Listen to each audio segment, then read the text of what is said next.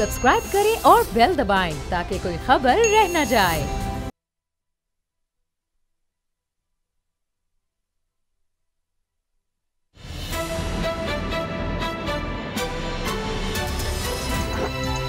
अब पता चला। बिस्मिल्लाहिर्रहमानिर्रहीम, अस्सलाम वालेकुम। मैं हूं मोहम्मद उसामा गाजी और आप देख रहे हैं अब पता चला।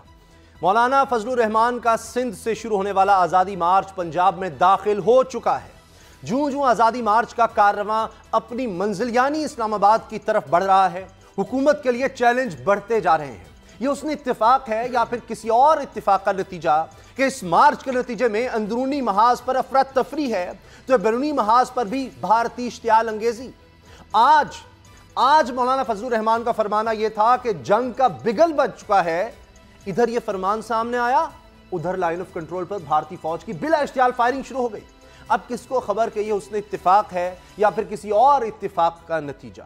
आज ही के दिन बलूचिस्तान के इलाके बारखान में अंसारुल इस्लाम से मुतालिक खदशा भी दुरुस्त साबित हो गया। लेविस फोर्स पर हमले की कोशिश की गई जिस पर एहलकारों को हवाई फायरिंग करना पड़ गई। यही नहीं, इस मार्च से मुतालिक और भी मीडिया रिपोर्ट्स परेशान कुन है। मार्च में शरीक 600 नॉन कस्टम पेड गाड़ियों की अपनी कहानी है। नॉन कस्टम पेड गाड़ियों की गैर कानूनी तौर पर इस्लामाबाद, लाहौर और दूसरे शहरों में तरसील का मार्च में शिरकत से ज्यादा आसान और तरीका हो सकता है? यह सियासत है, मजहबी कार्ड है या फिर कारोबार? इसका जवाब कौन देगा? सवाल कल मरियम नवाज और नवाज शरीफ की जमानत का भी है, क्योंकि वज़ीर आज़म इमरान खान मुसलसल कह रहे हैं कि वो किसी को एनआरओ नहीं देंगे। वाकिफान हाल का कहना है अगर कल नवाज शरीफ और मरियम नवाज को जमानत ना मिली तो फिर मौलाना फजलुर रहमान भी हुकूमत के साथ किए गए मुआहिदों से पीछे हट जाएंगे। इस्लामाबाद पर अलगार होगी, धरना होगा, क्योंकि एस्टेब्लिशमेंट की हिमायत का मौलाना फजलुर रहमान एक नारा लगा रहे हैं, एक लोगों को ये बताने की कोशिश कर रहे हैं।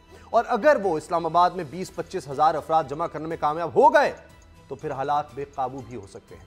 आने वाले दिनों में सियासी मंजरनामा क्या हो सकता है? क्या इमरान खान साहब इस चैलेंज से निमट सकेंगे? इसी बारे में हम बात करेंगे। लेकिन आज असद खरल साहब, बाबर डोगर साहब से ये बात पूछने से पहले कि मौलाना साहब के प्लान्स क्या हैं, बाबर डोगर साहब के पास अंदर की कुछ कहानियां हैं कि मौलाना साहब इस वक्त सोच क्या रहे हैं, लेकिन उससे पहले देखते हैं कि वो क्या रहे हैं। असद खरल साहब, क्या वजह है कि आज इमरान खान साहब बड़े जज्बाती नजर आए? उन्होंने फिर कहा कि जब तक मैं जिंदा हूँ एनआरओ नहीं मिल सकता। क्या उन पर कोई दबाव डाला जा रहा है? किस तरफ से पैगामात भेजे जा रहे हैं? कह रहा है कि जी इस मार्च को ख़त्म करने का एक ही तरीका है कि आप एनआरओ दे दें। क्या वजह है इसकी? और फिर वो कहते हैं कि जनाब ये सब डॉलर चोरी करके ले गए बाहर, मैं अब नहीं होने दूंगा, किसी को एनआरओ नहीं दूंगा। पहले माजी में 2 दफ़ा देकर देख लिया हमने, मजीद मुल्क लूटा गया। तो इसके पीछे असल कहानी क्या है? क्यों वो इस तरह की बातें कर रहे हैं? देखिए, इमरान खान साहब को इक़्तिदार जो मिला है, उनको सिर्फ उनका एक निकाती एजेंडा था कि जो बारियां बनाई हैं इन लोगों ने लूटा है। 30 साल से लोग लूट रहे थे, पीपल्स पार्टी और नून लीग। अब इस एजेंडे पे वो आए हैं कि मैं इनका हिसाब करूँगा। अगर इन लोगों को बगैर पैसे लिए, बगैर प्ली बारगेन के बाहर ये चले जाते हैं, चले जाने में कामयाब हो जाते हैं, तो फिर मुझे ये बताएं कि इमरान खान साहब कहाँ खड़े होंगे। इमरान खान साहब अपनी हुकूमत जाती तो जाए, लेकिन अगर ये को कहें कि इमरान खान साहब खामोश तमाशाई का किरदार अदा करते रहे और ये सारे लोग बगैर पैसे दिए, बगैर प्ली बारगेन किए अगर बाहर चले जाए, तो इमरान खान साहब की सारी सियासत तो दफन हो जाएगी। जो उनका एजेंडा था, जो उनका विजन था, जिस बात पर उनको लोगों ने वोट दिए। अब मामला चूँकि ये अदालतों में भी हैं, मरियम साहबा की भी आज लगी हुई थी, केस था। अब कल हेयरिंग है इस्लामाबाद हाई कोर्ट में नवाज शरीफ साहब के मामले की। जरदारी साहब के प्लेटलेट्स भी कम होना शुरू हो गए हैं। तो मामला ये है कि शायद अब्बासी साहब का भी पता चला कि वो भी हॉस्पिटलाइज हुए हैं शायद, या उनको चेकअप के लिए ले जाया गया है। तो मामला ये है कि मौलाना फजलुर रहमान साहब की जिस तरह बात कर रहे हैं, क्या मौलाना फजलुर रहमान साहब के दबाव की वजह से नवाज शरीफ साहब को जो है वो चले जाएंगे बाहर? बेल तो जारी बार अदालत से मिलनी है। बहरहाल उसके बाद भी अगला मरला है, उनका नाम ECL में है, वो हुकूमत ने निकालना है। वो अदालत भी नहीं निकाल सकती, यानी हुकूमत ही निकालती है हमेशा। और कभी ऐसा हुआ नहीं कि अदालत कहे कि इस मुलजम का नाम डाल दो, इस मुलजम का नाम ECL से निकाल दो। ये हुकूमत का काम है। और जिस तरह की अदालत ने यहाँ तक कहा इस्लामाबाद हाई कोर्ट ने कि अगर तिब्बी बुनियादों पर 401 की सेक्शन के तहत हुकूमत सूबाई को इख्तियार है कि वो किसी की सज़ा मुअत्तल कर सकती है, उसमें कमी पेशी कर सकती है। लिहाजा उन्होंने तो ये यहाँ तक कहा कि ये मामला हमारे पास आना ही नहीं चाहिए। बहरहाल अब ये मामला वहाँ पे चला गया है। तो फजल रहमान साहब की एक तो आपने बात किया कि 25,000 तक वो लोग जमा कर लेंगे। मेरा ये अंदाज़ा है कि वो 25,000 की बजाय 50,000 तक लोग जमा करने में कामयाब हो जाएंगे, क्योंकि लोकल इस्लामाबाद में भी बहुत सारे उनके मदारस है। KPK से भी लोग ज्वाइन करेंगे। अभी जो सिंध से लोग ला रहे हैं, बाकी सरगोदा डिवीज़न से काफ़ी लोग उनमें मिलेंगे, बन्नू और पेशावर डिवीज़न से लोग आएंगे, इस्लामाबाद और रावलपिंडी डिवीज़न के लोग हैं। फिर मुल्तान से काफ़ी बड़ी तादाद जो है, बहावलपुर और मुल्तान में, वहाँ से उनकी मदारस के काफ़ी लोग हैं और उनकी मतलब मजारस हमने जलसे भी बड़े देखे इलेक्शन के दिनों में भी। बहावलपुर में मौलाना साहब का बहुत बड़ा जलसा हुआ था। तो अब मामला ये है कि डोगर साहब बाकी बताएंगे, मौलाना साहब के जो बहुत सारे पत्ते हैं वो उन्होंने अभी उनको यानी शो नहीं किया। अच्छा, वो पूछ ना वो हुकूमत को पता है, ना उनके अलाइज जो हैं नून लीग या पीपल्स पार्टी या दीगर जमातें जो ANP है, बाकी जमातें भी हैं, किसी को अभी तक मौलाना साहब के अज़ाइम का, उनके आगे के प्रोग्राम का, उनकी क्या क्या आगे तो पहले दिन से नहीं बता रहे, लेकिन तो वो जाके वो वहां देखेंगे। डिपेंड्स करता है कि कितना बड़ी गैदरिंग होगी, अच्छा क्या इन्वायरमेंट बनता है, उस वक्त तक हुकूमत जो है किस हद तक जो एक साइकोलॉजिकल वार है उस हुकूमत को किस हद तक पसपाई हुकूमत इख्तियार करती है, उसके बाद मौलाना साहब फैसला करेंगे और वो फैसला उस हालात के मुताबिक करेंगे। हाँ जी, इस पर आते हैं, हमने आगे तफसील से इस पर बात करनी है। मौलाना साहब का एजेंडा क्या है, वहाँ जाकर क्या करने वाले। बाबा डोगर साहब, ये इमरान खान साहब जब कहते हैं जी NRO नहीं दूंगा जब तक मैं जिंदा हूँ, फिर वो सारी दास्तान सुनाते हैं काम में लिए किस तरह ये लोग शहरी बन जाते हैं और हमें रिकॉर्ड ही नहीं मिलता कि दुबई में, स्विट्ज़रलैंड में, बरतानिया में इनकी कितनी जायदादें हैं, कहाँ कहाँ है। अब मैं देख रहा था FATF वाले कह रहे हैं जी ऑफशोर कंपनियां नहीं होनी चाहिए, इनसे बहुत ज़्यादा मनी लॉन्ड्रिंग होती है, तो फिर उनको प्रोटेक्ट भी वही लोग करते हैं। इमरान खान साहब बार बार जब कहते हैं कि जी NRO नहीं दूंगा, क्या वजह है? अपोजिशन कहती है कि हमने मांगा किसने NRO? फजलुर रहमान साहब का इसमें क्या चक्कर है, बिलावल का क्या चक्कर है, नवाज शरीफ का क्या इसमें लेना देना है, चकजई साहब का, वो सारे तो मौलाना साहब के साथ बेलौस चल रहे हैं जनाब। उसामा साहब, जहाँ तक बात है खान साहब के NRO की, एक बात तो खल साहब ने बिल्कुल ठीक की है। अगर कोई डील होती है या कोई NRO होता है या ये लोग यहाँ से निकल के बाहर चले जाते हैं तो खान साहब की सियासत फिर ख़त्म हो जाएगी। खान साहब का देखें, खान साहब ने बहुत सारे यूटर्न्स लिए हैं, लेकिन अभी तक एक चीज़ तो वो साबित करता हुआ है कि मैं किसी को NRO नहीं दूंगा, कोई डील नहीं दूंगा, कोई ढील नहीं दूंगा। लेकिन जहाँ तक मेरी इतलात हैं कि मियाँ साहब की हालत खासी क्रिटिकल है। जो मेरी आज डॉक्टर से बात हुई है, प्लेटलेट अकाउंट उनका फिर 23,000 पे नीचे गिर गया था, कल 45,000 था, अभी तक कोई डायग्नोसिस नहीं है, गुर्दे उनके खासे वीक हैं और प्लेटलेट्स बढ़ाने की कोशिश करते हैं तो हार्ट पर इफेक्ट आ जाता है और उनकी हालत क्रिटिकल है। इवन यहाँ तक भी कहा जा रहा है कि अगले 48 घंटे उनकी सेहत के हवाले से बड़े अहम हैं। तो मेरी जो डॉक्टर से बात हुई है वो तो इस काबिल नहीं है कि इवन उनको यहाँ पर भी सर्विसेज हॉस्पिटल से निकाल कर किसी प्राइवेट हॉस्पिटल में एडमिट किया जा सके। डॉक्टर तो ये भी रिस्क लेने को तैयार नहीं है, जबकि अब वो जहाँ चाहे जा सकते हैं पाकिस्तान। उन्होंने जी सर, जब जहाँ चाहे पाकिस्तान में तो जा सकते हैं। तो शीफ मेडिकल कॉम्प्लेक्स शायद इस वजह से नहीं गए सर के डॉक्टर ने उनको क्लियरली कह दिया है, उनकी फैमिली भी ये सोच रही है कि वो इस तरह का कोई रिस्क नहीं ले सकते उनकी सेहत के हवाले से। बाहर जाना तो बड़ी दूर की बात है। इसका मतलब आपकी बातों से अगर मैं गलत नहीं हूं तो अगर कोर्ट से इजाजत मिल जाती है, जमानत पर रिहाई मिल जाती है, तो उसके बाद फिर हुकूमत मजबूर होगी कि ICL से नाम भी निकाले और उनको बाहर जाने दे। लेकिन इवन देन उसामा साहब, जब तक उनके प्लेटलेट अकाउंट जो है वो स्टेबल नहीं होंगे, जब तक वो कम से कम 1 लाख के करीब नहीं जाएंगे, उस वक्त तक वो बाहर जाने के काबिल नहीं हैं। ये आज डॉक्टर से मेरी बात हुई, उन्होंने मुझे बड़ा क्लियरली कह दिया है कि उनकी बेल भी हो जाती है, सब कुछ हो जाता है, इवन देन वो बाहर जाने के काबिल नहीं है। तो अगर वो कहें कि उनकी फैमिली जिस तरह शहबाज शरीफ साहब चाह रहे हैं, मरीम से, ये कोई ढकी छुपी बात नहीं है, सब चाहते हैं कि वो बाहर चले जाएं इलाज के लिए, तो क्या डॉक्टर जबरदस्ती करेंगे कि नहीं हमने नहीं जाने देना जब उनको हर तरफ से इजाजत होगी? देखिए, उनको लिख के देना पड़ेगा कि वो उनको अपनी मर्जी से लेके जा रहे हैं, अपनी फ्री विल से लेके जा रहे हैं। यानी जो जमानत अभी हुकूमत से मांगी जा रही है, इमरान खान से मांगी जा रही है, फिर डॉक्टर उनसे मांगे कि हम जिम्मेदार नहीं हैं, आप लिख कर दे दें कि खुदा न खास्ता कुछ हुआ तो हमारी तरफ से आपको इजाजत नहीं है। फैमिली को लिख के देना पड़ेगा कि हम अपने रिस्क पर उनको यहाँ से लेके जा रहे हैं, क्योंकि डॉक्टर्स ने ये बड़ा क्लियरली कह दिया है कि उनकी सेहत इस काबिल नहीं है कि इस कंडीशन में उनको बाहर भेजा जा सके। जब मियाँ साहब को यहाँ से 15 मिनट की मुसाफत पर किसी प्राइवेट हॉस्पिटल में शिफ्ट नहीं किया जा सकता, तो फिर कैसे पॉसिबल है कि उनको 7 घंटे आप बाय एयर 7 घंटे की फ्लाइट पर आप लंदन भेज दें? ये बहुत मुश्किल है। डॉक्टर्स के नज़दीक तो जब तक उनके प्लेटलेट अकाउंट जो है वो 1 लाख के करीब नहीं जाता उस वक्त तक वो स्टेबल नहीं है, और हालात ये हैं कि उनका प्लेटलेट अकाउंट जो है वो एकदम नीचे गिरता है और वो फिर संभालना मुश्किल हो जाता है।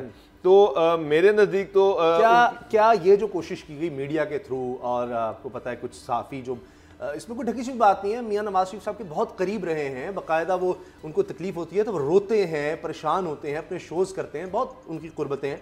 उन्होंने भी प्रेशर डाला, सारे मीडिया ने डाला कि जैसे ये इमरान खान साहब ये सब जिम्मेदार हैं जो कुछ हो रहा है। वो किसी हद तक जायल हुआ है, क्योंकि हमने भी ये बात की, सब हैरान हुए कि जिस तरह मरीम साहबा को इजाज़त मिली, कोई कानून मौजूद नहीं था इंसानी हमदर्दी के तहत कि जी वालिद के साथ नहीं, और जो कुछ हुआ हुकूमत ने जितना फैसिलिट किया, हत्ता कि अब वो खुद नहीं जा रहे शरीफ मेडिकल कॉम्प्लेक्स, यानी उनको भी पता है कि इससे अच्छी फैसिलिटीज़ उनको पाकिस्तान में कहीं नहीं मिलेंगी। तो वो अब जो एक कोशिश की जा रही दिखाने की कि जनाब ये सब हुकूमत का किया धरा है, इल्ज़ाम इन पर होगा, ये कोई बड़े जालिम हुकूमत है, इमरान खान जालिम है, वो ख़त्म हो गया। उसामा साहब देखें, गवर्नमेंट के जो बस में था वो गवर्नमेंट ने किया, जो बेहतरीन जो बेस्ट अवेलेबल फैसिलिटी थी वो उनको दी जा रही हैं। एक त्यारा सीएम का जो त्यारा है वो यहाँ पर एयरपोर्ट पर खड़ा हुआ है कि पाकिस्तान में कहीं से भी कोई भी डॉक्टर चाहिए वो फौरी तौर पर वो उसको अवेलेबल करते हैं। उसके बाद गवर्नमेंट जो मेडिसिन दे सकती थी वो उनको दे रही है। मरियम जो थी आउट ऑफ द वे जाकर, कोई कानून इजाजत नहीं देता, आउट ऑफ द वे जाकर उसको जेल से निकाला और मियां साहब के पास उसको रखा हुआ है। तो गवर्नमेंट तो यही कर सकती है, अगर आप कोर्ट के लिख कर दे दे कि जी अगर इनको कुछ हुआ तो गवर्नमेंट जिम्मेदार होगी, तो सर ये तो फिर अल्लाह बेहतर जानता है, अल्लाह ताला की ज़ात से देने वाली है, किसी इंसान के बस की तो बात नहीं है। तो ये जो चीज़ है जो गवर्नमेंट के बस में है ना वो गवर्नमेंट कर रही है। अब मौलाना साहब के बस में क्या कुछ है खरल साहब, क्योंकि खबरें बड़ी अजीबो गरीब आई। एक तरफ मैंने खुद मीडिया में देखा, खबरें चल गई कि जी नॉन कस्टम पेड गाड़ियाँ 550-600 गाड़ियाँ जो पंजाब में दाखिल हो गई हैं। फिर कहा गया महकमे भी ढूंढ रहे हैं कौन सी गाड़ियाँ, और पता लगे कि वो गाड़ियाँ पहले इधर उधर हो चुकी हैं। फिर अंसारुल इस्लाम ने जनाब हमला कर दिया लेविस पर, ये भी एक अजीबो गरीब खबर। फिर मौलाना साहब का कहना जी जंग का आगाज़ हो चुका है, मैं अब पीछे हट नहीं सकता। तो ये तो बड़े वाज़ेह इशारे हैं कि उनके प्लान तो इसका मतलब है डी चौक में भी जाने के हैं, और वो जो उन्होंने एश्योरेंस दी है कि जी हम किसी इदारे पर हमला नहीं करेंगे, किसी सरकारी दफ्तर में नहीं जाएंगे, इमारत में नहीं जाएंगे, वो तो क्लियर कर रहे हैं कि वो सब कुछ करने को तैयार हैं, हर हद तक चले जाएंगे। उसामा साहब, बदकिस्मती ये है कि इस वक्त मुल्क जो है जिस तरह आप देखें कश्मीर का इशू था, मीडिया की हेडलाइन बना हुआ था, पूरी दुनिया को हम भारत के मुजालम दिखा रहे थे, कश्मीर के अंदर वादी के अंदर जो उनका जुल्म व बर्बरियत है वो दिखा रहे थे, एक फोकस बना हुआ था। अब जो भी है आप देखिए कि मौलाना फजलुर रहमान साहब के इस आज़ादी मार्च के बायस कश्मीर का इशू, मकबूजा वादी का इशू, भारत की बर्बरियत, उसका जो असल चेहरा दुनिया को हम दिखा रहे थे वो बिल्कुल ख़त्म हो गया रह गया। अब कई दिनों से बल्कि कई हफ्तों से जब से ये अनाउंस हुआ है सिर्फ एक ही इशू चल रहा है, वो है मौलाना फजलुर रहमान साहब का आज़ादी मार्च। अब मैराथन नशरियात उसकी शुरू हो गई है, ज़ाहिर बात है लाइव उसकी कवरेज शुरू हो गई है, और जिस तरीके से वहाँ पे सिंध से शुरू हुआ है और जब इस्लामाबाद तक पहुँचेगा 31 तारीख तक, तो ये और ज़्यादा कंटिन्यूटी चलती जाएगी। जी जी।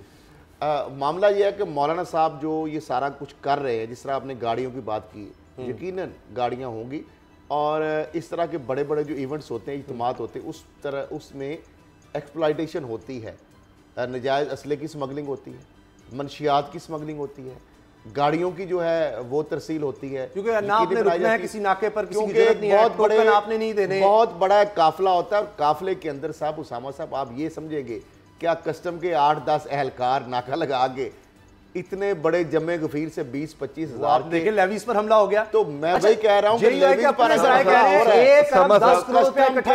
एहलकारों से आप ये एक्सपेक्ट करें कि वो 600 गाड़ियां वहां से उचक ले, इस तरह हो नहीं सकता।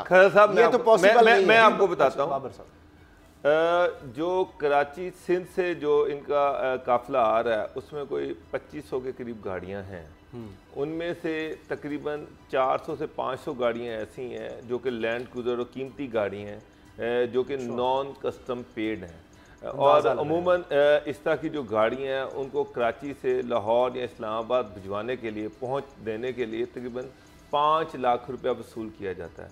जो मैंने अंदाज़ा लगाया, जो सिर्फ कराची से इस टाइम मौलाना के काफ़िले पर जो गाड़ियाँ लाहौर पहुँच रही हैं, इस्लामाबाद पहुँचेंगी, वो यहाँ आने का तकरीबन 25 करोड़ रुपया वसूल किया गया है। इसके साथ साथ 1500 गाड़ियां जो हैं वो बलूचिस्तान से मुल्तान में एंटर हुई हैं। उन 1500 गाड़ियों में भी 200 गाड़ियां ऐसी हैं जो नॉन कस्टम पेड हैं। आप देखें उनमें बिल्कुल ब्रांड न्यू बगैर किसी नंबर के लैंड क्रूजर्स हैं, डबल कैबिन डाले हैं और बड़ी कीमती गाड़ियां हैं। ये वो सारी गाड़ियां हैं जो लाहौर में उन्होंने देनी है, जो इस्लामाबाद में देनी है और जो अमूमन बड़ी मुश्किल से आती हैं। रास्ते में आप कस्टम से मिलते हैं, उनको साथ मिलाते हैं। कराची से इलीगली ये गाड़ियाँ आती हैं, लाहौर तक 4-5 लाख रुपया जो है वो दिया जाता है तो लाहौर पहुँचती हैं, या ये मकरान से या ईरान से या अफगानिस्तान से ये गाड़ियाँ पाकिस्तान में एंटर होती हैं। अब जब हुकूमत के इदारे हरकत में आ रहे हैं जी, तब तक तो ये गाड़ियाँ खुल के पता नहीं के पार्ट्स ही बेचेंगे। सर तो मुझे एक बात बताएं, मुझे एक बात बताएं खरल साहब, एक तो ये कि 40 करोड़ रुपया उसामा साहब इन गाड़ियों की मद में मौलाना कमा रहे हैं। ये उसके अलावा है जो जेएवी के अपने कह रहे हैं कि 1 अरब 10 करोड़ रुपया हम लेकर आ रहे हैं। कस्टम पेड गाड़ियों की मद में मौलाना 40 करोड़ रुपया इकट्ठा कर रहे हैं। ये तो बड़ा प्रॉफिट का भी मार्च है इसमें। और ये जो गाड़ियां ये आप कह रहे हैं कि पकड़ी जाएंगी। सर जब 2500 गाड़ियों का काफिला हो जिसमें कोई 30-35 हजार लोग हों, जिनके में कुछ लोगों के पास असलहा भी है, डंडा बरदार तो है ही। कौन बेचारा कस्टम वाला जो है वो इनसे मार खाने के लिए, इनसे कुट खाने के लिए इन गाड़ियों कौन हिम्मत करेगा कि वो इन गाड़ियों को रोके? आप मुझे बताएं, कोई इतनी हिम्मत वाला बंदा है? तो सर ये सारी गाड़ियां जो है बड़े तरीके से ये पहुंच रही हैं। बल्कि फुटेजेस अगर आप हों तो मैं आपको दिखाऊं, बेताशा उसमें ऐसी बिल्कुल ब्रांड न्यू गाड़ी है, बड़ी व्हीकल है जिन पर सरकारी नंबर प्लेट लगी हुई है, या नंबर प्लेट है ही नहीं है या सरकारी नंबर प्लेट लगी हुई है। मुझे एक बात बताएं, मौलाना के धरने में कौन से ऐसे लोग हैं जिनके पास लैंड क्रूजर्स हैं और वो सरकारी नंबर प्लेट वाली हैं? बेताशा गाड़ियां जो हैं, जो बलूचिस्तान से आई हैं, बेताशा गाड़ियां ऐसी हैं जिन पर सरकारी नंबर प्लेट लगी हुई हैं, सफेद रंग की नंबर प्लेट लगी हुई है, वो धड़ाधड़ आई जा रही हैं। और ये सारी गाड़ियां आप देखेंगे यहाँ लाहौर में डिस्पोज होगी या फिर ये इस्लामाबाद में जाके इनकी डिस्पोजल होगी। तो साथ खाली ये धरना नहीं हो रहा, उसमें बिजनेस भी हो रहा है। और ये बिजनेस की आपके सामने के 40 करोड़ रुपया तो सिर्फ इन गाड़ियों की मद में। ये बताएं कि इस्लामाबाद जाकर क्या होना है, क्योंकि देखिए बिलावल ने ट्रस्ट नहीं किया, 3 दिन लाड़काना में वो मिले नहीं मौलाना से, नून लीग की सीनियर लीडरशिप उनके साथ नहीं आ रही क्योंकि मौलाना का ट्रैक रिकॉर्ड देखें, जमात इस्लामी के साथ जो कुछ हुआ उसके बाद आप देखें कि पीपल्स पार्टी की तरफ से गए थे नून लीग को मनाने, वहाँ से सदर के उम्मीदवार बनकर आ गए। तो क्या ये 15 रुपये का जो स्टैम्प पेपर है उस पर मान लिया जाए कि मौलाना साहब वाकई रेड जोन में नहीं आएंगे, तोड़फोड़ नहीं करेंगे, डी चौक पे नहीं आएंगे, किसी को तंग नहीं करेंगे, सड़कें ब्लॉक नहीं करेंगे? क्योंकि वो तो कोई भी जवाब तराश सकते हैं कि जी हमारे ये देखें ये गाड़ियां हमारी पकड़ ली जो बिल्कुल लीगल गाड़ियां थी, हमारे डॉक्यूमेंट्स भी साथ ले गए, हमारे पास कोई सबूत नहीं है, तो लिहाजा मुआहिदा इन्होंने तोड़ा है, हम आ गए। देखिए ये बहाना तो बना रहे हैं, हमदुल्ला का सेनेटर हमदुल्ला या कफायतुल्ला जो है उनका बहाना बनाया जा रहा है। मैं कहता हूँ कि अगर ये ना भी होता, मौलाना जूं ही इस्लामाबाद पहुंचेंगे, जो मेरी इतलात हैं, तो सारे मायदे वहाँ पर ख़त्म हो जाएंगे। ये डिपेंड करता है कि वहाँ पर क्राउड कितना है। अगर क्राउड जो मौलाना एक्सपेक्ट कर रहे हैं कुछ 70,000 या लाख के करीब हो गया तो फिर मौलाना जो है वो हर चीज़ भूल जाएंगे। फिर एक तकरीर उन्होंने लिखी हुई है जो उन्होंने करनी है, और अगर क्राउड उनकी एक्सपेक्टेशन से कम हुआ, उससे कम हुआ, तो फिर एक और तकरीर लिखी हुई है, फिर वो करेंगे। तो सारा डिपेंड करता है। अभी मजहबी कार्ड उसमें कार्ड जो है वो उन्होंने छुपा के रखे हुए हैं। आज भी PMLN में ने मीटिंग की है मॉडल टाउन में, उसमें यही चीज़ डिस्कस हुई है। और शहबाज साहब जो है वो खुद परेशान है, उनको भी पता नहीं चल रहा कि मौलाना का एजेंडा क्या हो। ये चीज़ इसी वजह से इमरान खान साहब को इंटेलिजेंस रिपोर्ट्स आई होंगी, तभी आज वो इतने जज्बाती लग रहे थे कि जो करना है कर लो। वहाँ फिर वो तो बिल्कुल एक जंग का मौलाना का उसामा साहब जो प्रोग्राम है ना, वो तो खून खराब है, वो तो ब्लड शेड है, और वो इसी नीयत से आ रहे हैं। और इस्लामाबाद पहुँच कर भी वो ये चाह रहे हैं कि किसी तरीके से कोई क्लैश वाली सिचुएशन बने, वो बहाना ढूंढेंगे कि किसी तरह से कोई टकराव वाली सिचुएशन बने और वो टकराव हो। अब वो डंडा बरदार भी हैं, जिस तरह से फवाद चौधरी ने कहा दो कि फवाद चौधरी मेरी नापसंदा शख्सियत है, लेकिन जिस तरह से उसकी इंफॉर्मेशन है कि उसमें AK-40 भी हैं, तो फिर तो हालात बड़े अजीबोगरीब हैं। लेकिन गवर्नमेंट की मैक्सिमम एफर्ट है खरल साहब के क्लैश नहीं करना, खरल साहब, और मौलाना की पूरी एफर्ट है कि वो क्लैश होना चाहिए। आज एक कुलीग ने मुझे बताया कि वो कहीं बैठा हुआ था, वहाँ साफियों में बात हो रही थी, अब दुरोग पर गर्दन रावी, कि वहाँ पर एक ऐसी फ़ोन कॉल भी एक सीनियर सियासतदान है उनकी और एक और साहब से बात हो रही थी कि जिसमें वो खून खराबा चाह रहे हैं, ये वो कह रहे हैं कि जी ऐसी फ़ोन कॉल ट्रेस हो गई है। तो पता नहीं है वो वक्त आने पर बताई जाएगी, उस पर कुछ मुकदमा बना दिया जाएगा, क्या किया जाएगा, लेकिन ऐसी है। तो ये मौलाना साहब ये तो बात बड़ी तयशुदा है कि हुकूमत की जानिब से एक मुज़ाकराती कमेटी बनाई गई, उन्होंने रहबर कमेटी से मुज़ाकरात किए, एक डॉक्यूमेंट साइन हुआ। मौलाना फजल रहमान साहब के और इस आज़ादी मार्च को सिंध से लेकर पंजाब से वो गुजर रहा है, उसको कोई रिकॉर्ड नहीं पेश की गई, गिरफ्तारियाँ नहीं की गई, कोई लाठी चार्ज नहीं हुआ, कोई शाइलिंग नहीं हुई, फायरिंग नहीं हुई, रास्ते में कोई खंदकें नहीं खोदी गई। अब मौलाना साहब जो है उनके साथ हुकूमत का बिहेवियर भी आपने देख लिया। सर आगे क्या होगा अज़ाइम है, जब उनके अज़ाइम पता लग गए हैं, इंटेलिजेंस रिपोर्ट्स हैं, वो इतने लोग ऐसे तो नहीं जा रहे, के मुताबिक वहां पे गैदरिंग आ जाती है, तो फिर मौलाना साहब आपने जो कार्ड उसके बाद जब वहां पहुंच गए तोड़फोड़ शुरू कर दी, बहुत एजेंडा खैर साहब, वो जब खून खराब है, कंट्रोल करना मुश्किल हो जाएगा। फिर तो नहीं जाने देना चाहिए, फिर तो नहीं जाने देना चाहिए, इस्लामाबाद में एंटर नहीं होने देना चाहिए। जब आपको पता लग गया है, इंटेलिजेंस रिपोर्ट्स आ गई हैं कि हाँ लोगों को मारेंगे जाकर। ब्रेक का वक्त है जनाब, ब्रेक के बाद हम बात करेंगे मरीम साहबा की जमानत के हवाले से। मियां नवाज शरीफ साहब के लिए भी कल का दिन बहुत अहम है, लेकिन इस ब्रेक के बाद।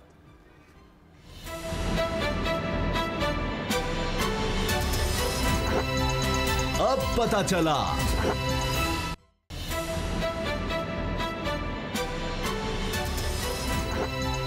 अब पता चला।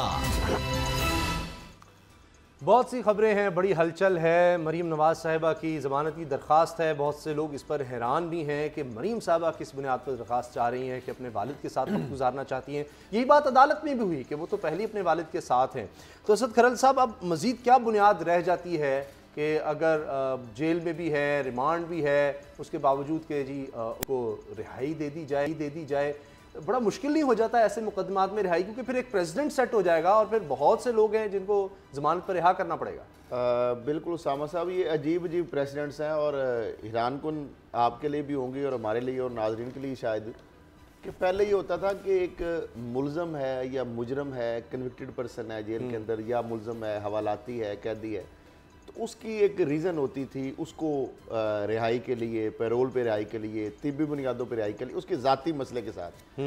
अब ये पहली दफ़ा हम देख रहे हैं कि यानी मरियम साहिबा का कोई मसला नहीं है, वो बीमार नहीं है, बजाय वो खुद भी कहती रही कि मैं बीमार नहीं हूँ, शक्ल से भी ऐसा फिजिकली भी वो नहीं लग रहा था, रिपोर्ट्स भी उनकी माशाल्लाह रिपोर्ट्स भी ठीक आ गई, लेकिन वो कहती हैं कि मेरे वालिद साहब चूँकि बीमार हैं तो इसलिए मुझे उनके साथ रहने के लिए मुझे भी बेल दी जाए।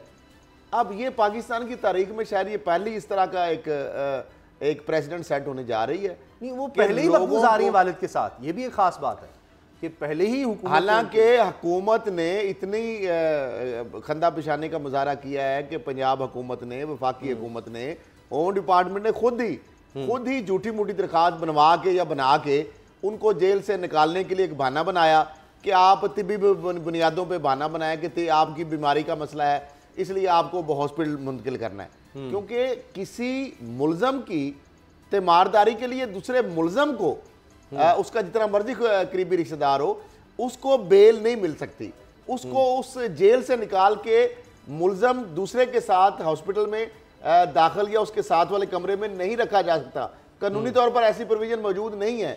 लिहाजा उनको एक बीमार जाहिर किया गया, बीमार के बाद उनको वालिद साहब के साथ वाले कमरे में रखा गया है ऑलरेडी।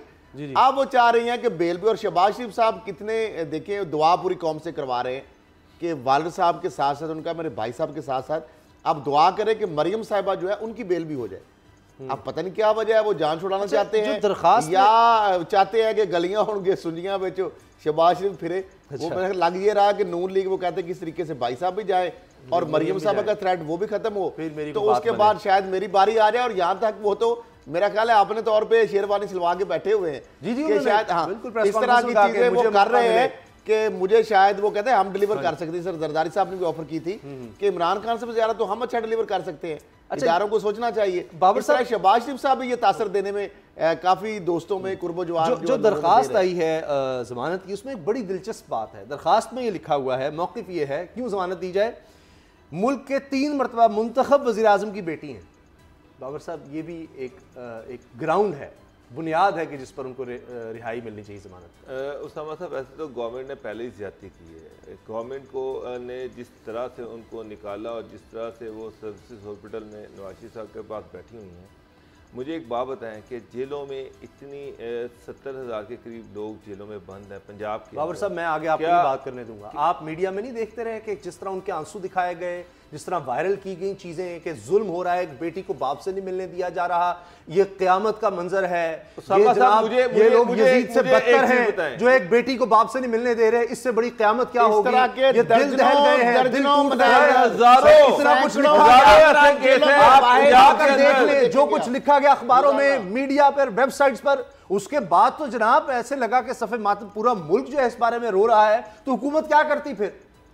उसामा साहब, हजारों के करीब ऐसे केसेस हैं जिनमें जो कीड़े मकोड़े हैं, जो आम लोग हैं, जिनका कोई पुरसाने हाल ही नहीं है। उनकी वीडियोस नहीं इस तरह मंजर आम पर आती कि लिप लिप पर वो रो रही हैं कि जनाब वो अदालतों में फिर खान साहब ये माने ना, मुझे एक की वीडियो बता दें कि जाती हो। उसामा साहब, मुझे सिर्फ एक बात बताएं, इमरान खान साहब ने जब ऑर्डर किए कि जी मरियम को वालिद से मिलाया जाए ह्यूमैनिटेरियन ग्राउंड पर, तो फिर इस चीज को मान लिया जाए कि पाकिस्तान में ताकतवर का कानून और है और गरीब आदमी का कानून। दरखास्त में लिख रही है वो 3 दफा वजीर आजम मुंतखब हुए, उनकी बेटी है, क्या मतलब है इसका अदालत में ये बात कहने का? यही सर मान जाए ना आप भी तो कहते हैं कि बाकी यहाँ तो कोई एक पाकिस्तानी अदालत को पूछना चाहिए कि जनाब अब और भी बता दें कि और जो जेलों में जितने लोग हैं, किस किस का जो रिलेटिव है वो शदीद बीमार है और जो उनके बच्चे हैं या जो उनको सबको जो है उनकी इयादत के लिए भेजा जाए। बाकी लोग तो बेचारे जेलों के अंदर मरखप जाते हैं, उनको तो ये भी नहीं पता होता कि उनके रिलेटिव्स की हालत क्या है, उनको तो वहां पर मिलने नहीं दिया जा रहा। और यहाँ पर मैं झूठ बोलूं कि जनाब यहाँ पर पाकिस्तान में हर कोई बराबर है। वो बच्चा जो मियां नवाज शरीफ साहब के काफिले में कुचला जाए, हामिद 10 साल का, वो और मैं क्या, मुझे कोई हुक्मरान का बेटा या उसका पोता या उसका नवासा, वो एक बराबर है? ये झूठ है। मैं ये झूठ बोल दूं कि जी एक बराबर है साहब? किसकी सर दरखास्त, अब मैं फिर आप समझे कि मैं बोल नहीं सकता, किनकी दरखास्तें इस तरह सुनी जाती हैं जनाब? हजारों लोगों की पेंडिंग है। इस तरह थोड़ी होता है कि जी छुट्टी के दिन भी जनाब इतवार को भी अदालतें लगती हों। कहां देखा साहब? मीडिया को भी आप बिलाइन करें ना, हम भी उसमें रिस्पॉन्सिबल हैं, हम भी इस बराबर के जिम्मेदार हैं। क्या हम आंसू इस तरह के दिखाते हैं किसी और के, किसी और बेटी के, किसी और बहन के, किसी और बीवी के? किस तरह जो जेलों के बाहर रो रही होती हैं, किसी का भाई जो बाप जो मर रहा होता है वो भाई की मुलाकातें नहीं करवाई जाती। बख्शी खानों के अंदर देखें, जेलों के अंदर देखें, मरीज जो रोल रोल के मार रहे हैं, कोई कैंसर में मार रहा है, कोई एड्स में मार रहा है, कोई हेपेटाइटिस का मरीज है, कोई टीबी का मरीज है। कितने लोग हैं जिनकी रिसाई है अदालतों तक, कितने लोग हैं जिनकी मीडिया तक रिसाई है, कितने लोग हैं जिनके पास वकीलों को देने के लिए भारी भरकम फीसें हैं, कितने लोग हैं जो जुमे को अदालतें खुलवा सकते हैं, कितने लोग हैं जो फ्राइडे को और सैटरडे को डबल बेंच के साथ हियरिंग करवा सकते हैं, सुबह से लेकर शाम तक अदालतें वहां पे लग सकती हैं। ये हर बंदा जो है प्रैक्टिकली आप देखें, ग्राउंड रियलिटी कानून एक है सबके लिए, लेकिन उसकी अमलदारी के ऊपर फर्क है। वो एग्जेक्टिव भी वही कह रही है, इमरान खान साहब भी यही कह रहे हैं, chief justice Islamabad high court भी ये कह रहे हैं, लेकिन बदकिस्मती से अमलदारी जो है वो इस पे नहीं है, वो बराबरी नहीं है, वहां पे डिस्क्रिमिनेशन मौजूद है। मेरा तो सिर्फ एक है कि अगर मरियम को ये फैसिलिटी मौजूद है तो फिर जेल के हर कैदी को ये नहीं हो सकती सर, जो मर्जी कर ले नहीं हो सकती, सवाल ही नहीं पैदा होता, कभी भी नहीं होगा। तो फिर कानून के साथ एक मजाक है ना। गरीब आदमी तो फिर आम आदमी तो कीड़े मकोड़े हैं, क्योंकि बेचारों को तो जीने का हक, वो गरीब है ना, वो गरीब है, उसके पास अगर इतनी दौलत, इतने वोट, एक तरफ खान साहब कहते हैं कि मैं एनआरओ नहीं दूंगा, फिर ये भी तो एक एनआरओ है ना कि आपने मरियम को आउट ऑफ द वे जाकर अपने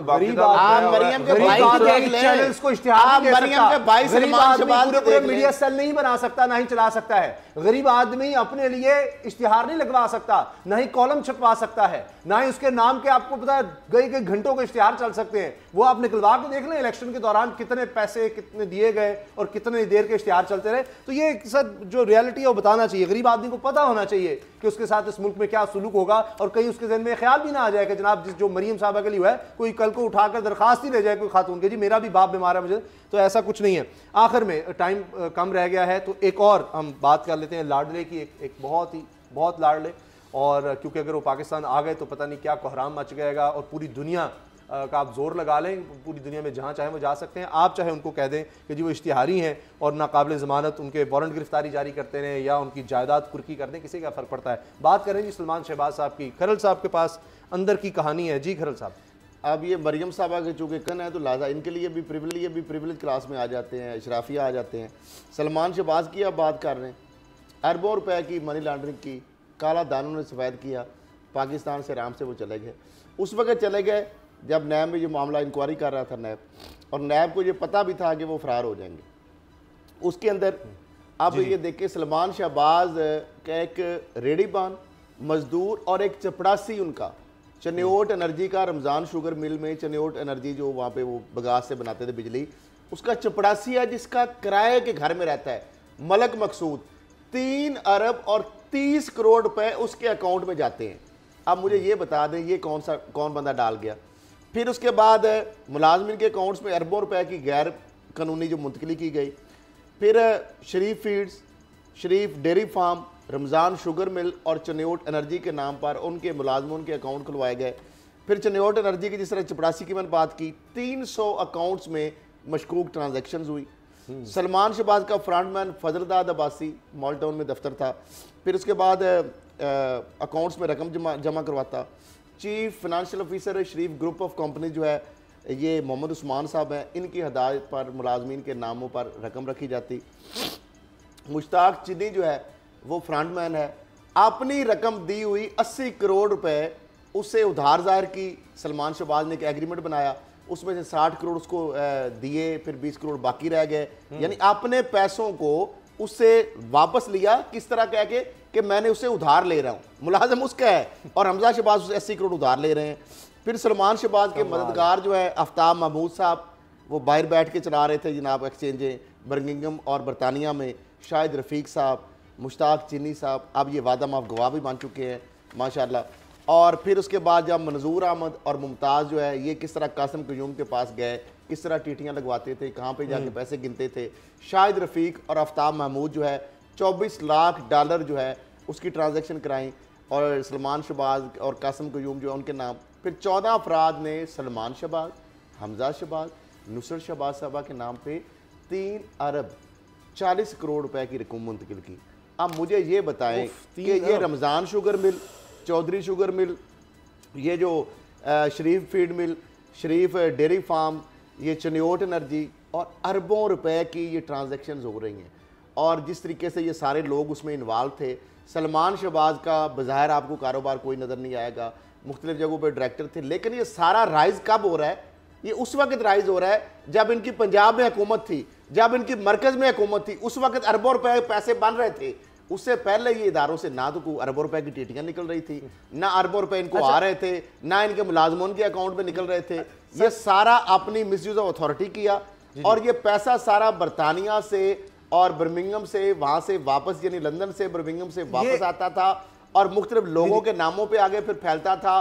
फिर मुस्लिम टाउन की जो HBL की ब्रांच और ब्रांचें जो है मुख्तलिफ बैंकों की पूरा सब वहां पर जाती थी, अल्फाम बैंक में जाता था, का पता लग गया और ये सारा कुछ हुआ। और फजल मकसूद जो मलक मकसूद है वो नैब के नोटिस जारी होने से 3 दिन पहले 27 को वो रफू चक्कर हो जाता है। अच्छा, मुझे तो ये समझ नहीं आती कौन सहूलतकारी कर रहा था। मुझे तो ये समझ नहीं आती बाबर साहब के ये फिर FATF हमें क्यों कहता है कि खुद कह रहा है कि जी ये शेल कंपनियां हैं, सारा कुछ मनी लॉन्ड्रिंग के लिए काम आता है और उन मुल्कों में जो पैसा चला जाता है हम वापस भी ला सकते हैं। अक़वाम मुत्तहिदा में खुद फ्रस्ट्रेशन का इजहार किया वज़ीर आज़म इमरान खान ने कि जी पैसा हमारे मुल्कों से गरीबों से लूटते हैं और अमीरों मुल्कों में ले आते हैं, उसके बाद आप करते ही कुछ नहीं। Sir very briefly 30 second. Usama साहब मैं तो सिर्फ यही कहूँगा कि खल साहब बेचारे इनकी रकमें और इनकी मनी लॉन्ड्रिंग गिना गिना कर थक गए। इन्होंने अरब हार रुपए की मनी लॉन्ड्रिंग की दास्तानें जो हैं वो कौम को बताई, लेकिन मुझे तो नहीं लगता कि कोई एक पैसा भी इनका वापस है। लेकिन जायदाद की होना सर, अरबों रुपए की यहाँ भी जायदाद है, इससे नहीं फर्क पड़ता इनको। क्या इतना पैसा इनका यहाँ पर है, वो मुंजमद हो जाना, इससे कोई परेशानी नहीं। मतलब साग डाल का भी पैसा मुंजमद पड़ा हुआ है, वो बाहर आराम से बैठा यशियाँ कर रहा है। यहाँ पर वो जब कभी मौका आएगा वो आकर वो तो पीनट है उसामा साहब जो पैसे। अच्छा सर, कल क्या बात कर रहे हैं वो अरबों में से पीनट है। कल क्या होगा सर? कल सर टाइम खत्म हो गया, कल क्या होगा? कल मेरे नजदीक कल नवाशी साहब का केस है इस्लामाबाद में, उनकी बेल है, लेकिन सबसे अहम चीज़ जो है वो वसीम अकरम प्लस साहब जो है उनको कोर्ट ने बुलाया हुआ है और उन्होंने जवाब देना बड़ा मुश्किल टास्क उनको मिला है। कि कोर्ट को सेटिस्फाई करना और जी, जी। बताना कि वो खरल साहब कल मौलाना साहब मेरा ख्याल है पंजाब की हदूद में ही रहेंगे, इस्लामाबाद की हदूद में शायद दाखिल नहीं हो सकेंगे, लेकिन कल जनाब उस्मान बुज़दार साहब को इमरान खान साहब कल लाइन मुझे दे दी लगता है कि जनाब कल गारंटी नहीं मैं दे सकता, कल जनाब शायद वही बात ना जमानत कह दे। हो सकती है साहब की, उनकी क्योंकि जो हालत है वो ऐसी है। मरीम साहबा का ज़रा मुश्किल नज़र आ रहा है, बाकी तो फैसला अदालत ने करता है, हम तो ऐसी अंदाज़ा लगा रहे हैं। और कल से आपको मौलाना के अज़ाइम और ज़्यादा वाज़ेह होने लग जाएंगे, मज़ीद इश्तियाल और हंगामा एक तरफ हो जाएंगे। इंशाल्लाह आपसे कल मुलाकात होगी। अल्लाह हाफ़िज़।